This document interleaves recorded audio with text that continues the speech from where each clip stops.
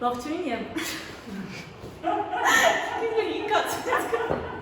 Ողջույն եւ բարի գալուս մեր YouTube-յան ալիք։ Ես Ջուլիան եմ, լեզվաբան, որին հնարավորություն է ընձեռվել աշխատելու մարքեթինգային ոլորտում։ Եվ ես այստեղ եմ կիսվելու ձեզ հետ բրենդ մենեջմենթի եւ մարքեթինգային մարտավարությունների այն հիմնական տեխնիկաներով, որոնք օգտագործվում են լեզվաբանների կողմից բրենդի զարգացման եւ մարքեթինգային մարտավարությունների կազմակերպման համար։ Այսօր աշխարհն առավել մեծ թափով է զարգանում։ Այն, ինչ մենք տեսնում ենք, մշտապես փոփոխվող տրենդներն են։ Եվ հիմա շատ ավելի կարևոր է դարձել մեր լսանին հետաքրքիր մնալու հարցը։ Ուստի այսօր ավելի քան երբևէ մարքեթինգում հաջողության հասնելու եւ ցանկալի արդյունք գրանցելու համար կա անհրաժեշտություն հետևելու թե ինչ ունի լեզվաբանություն առաջարկելու մարքեթինգին։ Բայց ինչպես կարող են երկու ոչ այնքան սերտորեն կապված ուղղություններ, ինչպես լեզվաբանությունն ու մարքեթինգն են, աշխատել մեկը մյուսի հետ։ Պարզվում է կարող է եւ այն է շատ լավ։ Յուրաքանչյուր լեզվաբան, նույնիսկ առանց որևէ գաղափար ունենալու մարքեթինգի մասին կարող է ապահովել հրաշալի եւ ճիշտ կերպով թիրախավորված տեքստ կամ բովանդակություն։ Կամ հրաշալի ասացվածք ձեր մարքեթինգով զբաղվելու համար ընդունեք աշխատանքի լեզվաբանի։ Ինչու, որովհետև լեզվաբանը գիտի ինչպես ստեղծել հաջող բովանդակություն հաղորդակցման կոնկրետ գործառույթով եւ ռազմավարական հստակ նպատակով։ Բրենդի հաղորդակցման եւ մարքեթինգի մեջ կիրառվող հիմնական կոմպոնենտներն ու գործիքներն են բրենդի անունը, լոգոն եւ նշանաբանը։ Բրենդի անվանումը շատ կարևոր է բրենդինգի մարտավարության համար։ Մարդիկ ապրանքի կամ ծառայության մասին պատկերացում են կազմում տվյալ բրենդի անվան հետ ծանոթանալու առաջին իսկ վայրկյաններից։ Ուստի լավ բրենդ անունը շատ կարևոր է։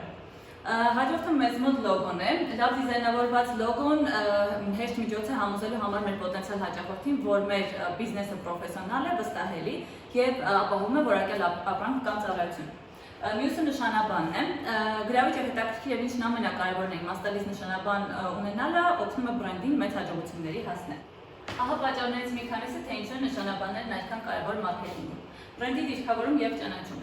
Գրավիչ նշանաբան ունենալը կարող է օգնել մեզ ճիշտ դիրքավորվել շուկայում։ Ստեղծել հաճախորդների հետ ավելի ջերմ հարաբերություններ։ Նշանաբանները օգտագործում են լցնելու համար այն բացը, որ կա բիզնեսի եւ դրան սպառող հասարակության միջեւ։ Ուստի լավ նշանաբան ունենալը կարող է օգնել մեզ ստեղծել հաճախորդների հետ ավելի ջերմ հարաբերություններ։ Հաջորդը առանձնանալն է։ Տարբերվող գովազդային նշանաբանը կօգնի մեզ առանձնանալ մի շարք այլ բրենդների շարքում։ Օրինակ, հայտնի արտադրություն I'm loving it-ը մեզ միանշանակ հիշեցնում է McDonald's-ի մասին։ Եվ հաջորդը բարձրացնել ապրանքի նկատմամբ պահանջարկը։ Այստեղ նշանաբանը ունի մեծ ազդեցություն, քանի որ սա կարող է հանդիսանալ որպես միջոց մեր ապրանքը շուկայում հասանելի դարձնելու համար։ Ըստ Հարվարդի բիզնես դպրոցի պրոֆեսոր Ումա Կարմարկարի, մարդիկ գիտեն, թե ինչ են ուզում, ինչ են հավանում եւ թե նույնիսկ որքան են պատրաստ վճարել տվյալ ապրանքի համար, սակայն նրանց համար դժվար է հասկանալ, թե որտեղից են գալիս այդ արժեքները։ Նյարդաբանությունը օգնում է մեզ ուսումնասիրել հենց այդ գործոնները, որոնք որ ազդում են մեր ընտրության հարցում։ Ըստ նյարդաբան Փոլ Մաքրենի, ուղեղը բաղկացած է 3 հիմնական մասերից՝ ռեպտիլյան ուղեղ, լիմբիկ ուղեղ եւ նեոկորտեքս։ Ռեպտիլյան ուղեղը մարդկային ուղեղի ամենահին մասն է եւ սա պատասխանատու է գոյատևման վնասի, մրցակցության եւ ագրեսիայի համար։ Ուղեղի այս մասը հիմնականում վնասի եւ իմպուլսի վրա է աշխատում։ Լիմբիկ ուղեղից են գալիս մեր էմոցիաները։ Այս ուղեղի այս հատվածը պատասխանատու է ավելի շատ հիշողությունների, զգացմունքների, վստահության, հավատարմության, հույսերի եւ հույզերի համար։ Իսկ արդեն նեոկորտեքսը, որը առավել հայտնի է որպես նոր ուղեղ, պատասխանատու է ավելի բարձր ուղեղային գործոնների համար, ինչպիսիք են ճանաչողությունը, լեզուն, վերացական միտքը, պատկերացումը եւ գիտակցությունը։ Սակայն որքան որ տարօրինակ է նեոկորտեքսը, այսինքն նոր ուղեղը պատասխանատու է մեր որոշումների կայացման ընդամենը 5%-ի համար։ Մյուս մասը բաժան են ընկնում ռեպտիլյան եւ լիմբիկ ուղեղներին։ Սա նշանակում է, որ սպառողի որոշման մեծ մասը հիմնված է ավելի շատ էմոցիոնալ ռեակցիայի վրա, քան նրա տրամաբանության վրա։ Վերջին ուսումնասիրությունները առաջարկում են այն գաղափարը, որ լավագույն կազմակերպությունները փորձում են կիրառել այս երկու ռազմավարությունների կոմբինացիան, այսինքն փորձելով առաջարկել ապրանքներ կամ ծառայություններ, որոնք որ հիմնված են եւ էմոցիոնալ եւ տրամաբանական մակարդակների վրա։ Այսպեսով որն է իրական տարբերությունը նյարդաբանության եւ նեյրոմարքեթինգի միջեւ, եթե իրականում սրանք երկուսն էլ աշխատում են մարդու տրամաբանության եւ զգացմունքների վրա։ Հիմքը այն է, որ նյարդաբանությունը ավելի շատ շեշտը դնում է ուղեղի վարքի վրա, մինչդեռ նեյրոմարքեթինգի հիմնական գաղափարն այն է, որ այն բացահայտում է, թե ինչպես կարող են կազմակերպությունները ազդել հաճախորդի վրա ավելի շատ հոգեկան մակարդակին։ Պարզվում է, որ գնման որոշումների 90%-ը կատարվում է ենթագիտակցորեն։ Մարդը վիզուալ նյութը 60,000 անգամ ավելի հեշտ է մշակում, քան տեքստայինը։ Եվ ժամանակի մինչև 70%-ը մարքետոլոգները պայքարում են հաճախորդների ուշադրության համար եւ օնլայն եւ օֆլայն հարթակներում։ Կան որոշ դասակարգումներ այն կազմակերպությունների համար, որոնք օգտագործում են նեյրոմարքեթինգ։ Դրանցից առաջինը փաթեթավորման հետազոտությունն է։ Այնպիսի կազմակերպություններ, ինչպես օրինակ Campbell's-ն են, ստիպված են եղել վերապատկերավորել իրենց ապրանքանիշերը, քանի որ պարզել են, որ հաճախորդները ավելի շատ հակված են գնելու այն ապրանքները, որոնք որ ունեն ոչ փայլուն կառուցվածք։ Մյուսը գույնի հոգեբանությունն է, գույնը շատ կարևոր ազդեցություն ունի բրենդինգի մեջ։ Օրինակ կարմիրն ու դեղինը հակված են քաղց առաջացնել, մինչդեռ կապույտը պրոֆեսիոնալիզմի նշան է։ Իսկ մյուսը գովազդի արդյունավետությունն է։ Նեյրոմարքեթինգը թույլ է տալիս մեզ իմանալ մեծ քանակությամբ ինֆորմացիա մեր հաճախորդների մասին, սկսած քլիկներից եւ լայքերից մենք կարող ենք պատկերացում կազմել հետեւյալ բրենդը ինչ հարաբերությունների մեջ է իր սպառողի կամ իր հաճախորդի հետ։ Բրենդի անվանումն օգտագործվում է ամեն անգամ, երբ հիշատակվում է հենց ինքը կազմակերպությունը, ուստի կարևոր է, որպեսզի այն հաջողված լինի։ Դիտարկենք բրենդի անվանումների հետևյալ օրինակները։ Վիզուալ անվանումները առաջացնում են պատկեր, որը մենք ասոցացնում ենք որոշակի բնութագրիչների հետ։ Օրինակ Շեն,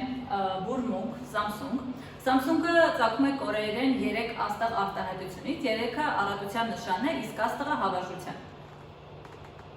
Հաջորդը մեզ մոտ նկարագրական անվանումներն են, որոնք որ մեզ ուղիղ ասում են, թե ինչն է առանձնահատուկ դարձնում տվյալ բրենդը։ Օրինակ Elegant Store-ը, այստեղ վաճառվում է հագուստ, որը նախատեսված է էլեգանտ սպառողի համար, կամ Die Hard-ը, որը դիսկավորիչների կազմակերպություն է, որի թարգմանությունը բառացի նշանակում է, որ այս դիսկավորիչները դանդաղ են մեղնում։ Մյուսը կոչերն են, որոնք որ հրամայում են թիրախային լսարանին անել ինչ-որ բան։ Օրինակ Color Me, որը թարգմանաբար նշանակում է ներկիր ինձ, հայկական կոսմետիկայի խանութ է, կամ Go Travel-ը, որը նշանակում է գնա ճամփորդելու, հայկական տուրիստական կազմակերպություն է։ Dare to Wear-ը մեկ այլ օրինակ է այս դասակարգման համար, որը թարգմանվում է որպես խիզախիր կրել, եւ սա հայկական fashion բրենդ է։ Արտահայտչական անվանումները նկարագրում են այն հոգեկան վիճակը, որը որ հաճախորդը կունենա օգտագործելով այս ապրանքը կամ օգտվելով տվյալ ծառայությունից։ Օրինակ Scrabella-ն, Bella բառը թարգմանվում է որպես գեղեցիկ, այսինքն օգտագործելով այս ապրանքանիշի սկրաբները մարդը իրեն կզգա գեղեցիկ։ Կամ Boom-Best-ը, best նշանակում է լավագույն, սա նշանակում է, որ օգտագործելով տվյալ ապրանքը սպառողը իրեն կզգա լավագույնս։ Կամ Shangri-La-ն, Shangri-La բառը թարգմանաբար նշանակում է վայր, որտեղ կյանքը հասնում է կատարելության։ Հաջորդը խոստումնալից անվանումներն են, որոնք որ սպառողին խոստում են հաղորդում, օրինակ Գարունը, այս ռեստորանում բնականաբար պիտի տիրի գարնանային տրամադրություն, կամ Forever 21-ը, որը իրենից ենթադրում է մեսիջ հաղորդելու իր սպառողին, որ կրելով այս ապրանքանիշի հագուստները նրանք կզգան իրենց միշտ երիտասարդ։ Նոր բրենդ անուններ ստեղծելու մեկ այլ միջոց է նորաբանություններն են, որոնք որ բառեր են, որ ստեղծվում են գոյություն ունեցող բառերի վերարտադրությամբ կամ դրանց համակցմամբ։ Օրինակ B-line-ը, որը բաղկացած է B եւ line բառերից, B նշանակում է մեղու, իսկ line գիծ։ Pixart-ը բաղկացած է Pix եւ art բառերից, Pix այստեղ նշանակում է նկարներ, իսկ art-ը արվեստի մասին է։ Կամ U-com-ը բաղկացած է U universal բառից եւ com communication, այսինքն հաղորդակցություն բառերից։ Հաջորդը աշխարհագրական անվանումներն են, որոնք որ ասոցացնում են բրենդը իր ծագման կամ տարածաշրջանի բնորոշ գծերի հետ։ Օրինակ ջերմուկ, աշտարակած, արարատ կոնյակ եւ այլն։ Հաջորդը լատիներեն անվանումներն են, որոնք որ ստեղծվում են արմատային բառերի լատիներեն թարգմանությունից, որը կապում է բրենդի նշանակության հետ։ Օրինակ Aquatech-ը, aqua ջրի երանգ եւ tech տեխնիկա բառերից, Decoran, որը լատիներեն decorare բառից է, որը թարգմանվում է որպես զարդարել։ Մյուսը Volvo-ն է, որը լատիներեն volvere արտահայտությունից է, որը անգլերեն թարգմանվում է որպես I roll, այսինքն ես վարում եմ։ Հաջորդը հիմնադրի անուններով ստեղծված բրենդներն են։ Այստեղ հիմնադրի անունը հաղորդում է ժառանգություն կամ պատմություն, բայց նաև պահանջվում է բրենդի ստեղծման տարիների աշխատանք, իսկապես իմաստալից դառնալու համար։ Այս դասակարգումից օգտվել են հատկապես իրավաբանական եւ խորհրդատվական կազմակերպությունները, օրինակ Narcessian Law Firm, Bullion & Partners, Greco & Partners եւ այլն։ Նաև մի շարք նորաձևության բրենդներ, ինչպես օրինակ Ֆայինա, Արամ Նիկոլյան, Շատվերյան, Անահիտ Սիմոնյան եւ միջազգային մի շարք բրենդներ, օրինակ Louis Vuitton, Giorgio Armani եւ այլն։ Այս դասակարգման տակ նաև կարող ենք գտնել ավտոմոբիլային կազմակերպություններ, օրինակ Ford, Ferrari եւ Toyota։ Հաջորդը ռիթմիկ անվանումներն են, որոնք որ զվարճելի տպավորություն են թողնում արտասանելից եւ ավելի շատ հարմար են երիտասարդների համար նախատեսված ապրանքների համար։ Օրինակ նոթ մոդ, արմի մարտի, գուրմե դուրմե, թոփ շոփ եւ այլն։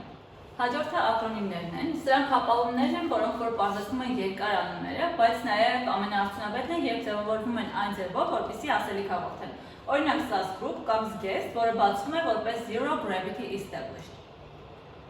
Հաջորդը հապաղումներն են, որոնք օգտագործում են տեղ ու ժամանակ խնայելու համար եւ կամ երկար բառերի ու արտահայտությունների կրճատման համար։ Օրինակ MBG Hospitality, որը որ բացվում է որպես Markerian Business Group, կամ CNN-ը Cable News Network։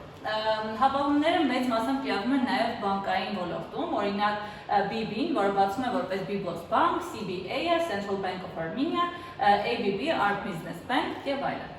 Հետաքրքիր դասակարգում են նաև ծիծաղելի անունները, որոնք որ օգնում են բրենդին նկատվել եւ զվարճալի են արտասանության համար։ Օրինակ Zizi Bizi կամ Dancing Chef, որը թարգմանաբար նշանակում է պարող խոհարար։ Վերջին տարիներին բավականին տարածված է դարձել հայկական մշակույթը խթանել բրենդերի անվանման միջոցով։